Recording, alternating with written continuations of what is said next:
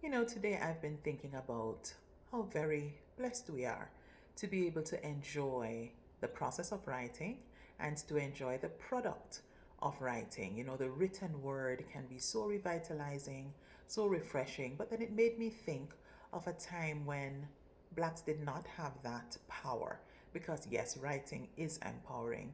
It made me think about times when blacks were not educated, when they were not in a position to share their thoughts with the rest of the world or to have others enjoy their writings. Writing is so significant. Like I said, it empowers, but it also enables us to connect with others. It enables us to refine our ideas and to explain our positions, and it gives us a voice. And as we very well know, when we look at the history of the Caribbean, that we were once voiceless. Blacks at one point did not have a voice. And it made me think about what is on my shelf, what I have made sure to provide in terms of writings and readings for my children's benefit, for my own benefit, but especially for their growth and development.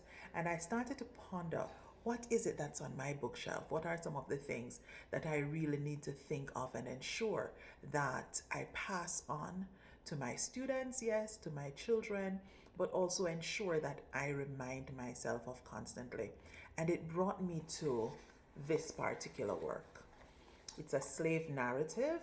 It is the narrative of the life of Frederick Douglass, an American slave. And I thought to myself how thankful I am that I do have this book on my shelf, that I am passing on the wealth of information, the knowledge that Frederick Douglass shares with us. I'm passing that on to my students, I'm passing that on to my children, because it's important for us to know that now that we are able to write, it's not something that we should take for granted. Now that we are able to delve into the pages of books and come into new knowledge and new understanding through others' experiences, it is not something that we are to take for granted. So, if we consider the slave narratives, we do know that there was a point where, based on the humanitarian ideology, it was the abolitionists who spoke on behalf of the enslaved blacks. It was through the agitations of the abolitionists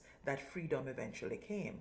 And we find that writers like C.L.R. James and others have debunked this humanitarian ideology, and they have instead put forward different arguments explaining that it was, to a large extent, hearing the stories, reading the stories of the once enslaved blacks that was truly instrumental, especially in the American history, Black American history.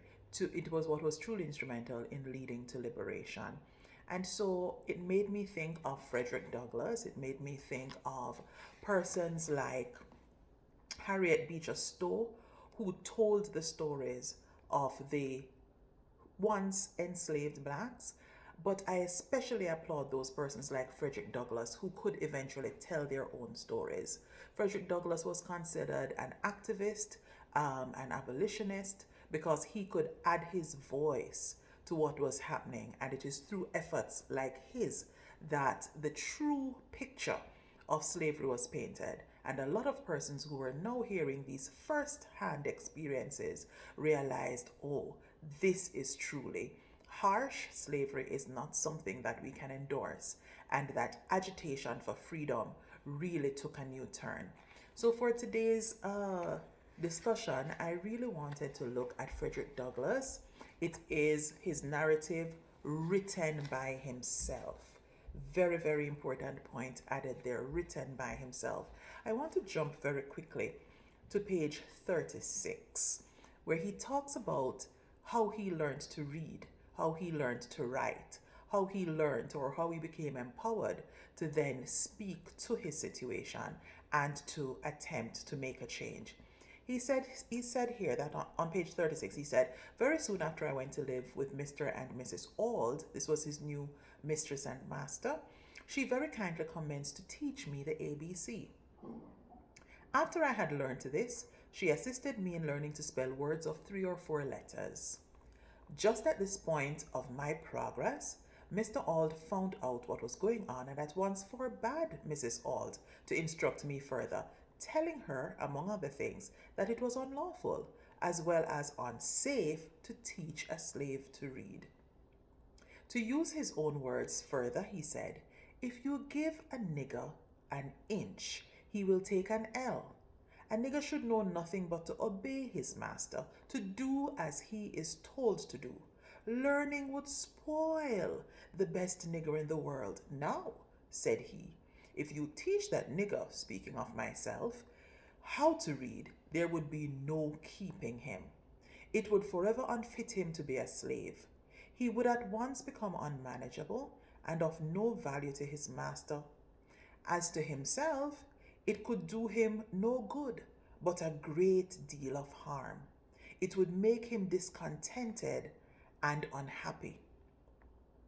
These words sank deep into my heart, stirred up sentiments within that lay slumbering, and called into existence an entirely new train of thought. It was a new and special revelation explaining dark and mysterious things, with which my youthful understanding had struggled, but struggled in vain. I now understood what had been to me a most perplexing difficulty, to wit, the white man's power to enslave the black man. It was a grand achievement, and I prized it highly. He goes on later to say that once he came to this understanding, he set out with high hope and a fixed purpose, at whatever cost of trouble, to learn how to read. So he realized that it is reading, in becoming educated, in being able to write himself, that true liberation would lie. And so Frederick Douglass learns how to read and begins to add his voice to the abolition movement, and he was able to, in this way, bring true liberation not just to himself, but to those who were fortunate enough to become free as a result of his story being told. So today we want to laud Frederick Douglass. We want to encourage you to continue to write in defiance, to read what has been written, continue to have a voice, to speak your truth, and to enjoy the truth that others have shared.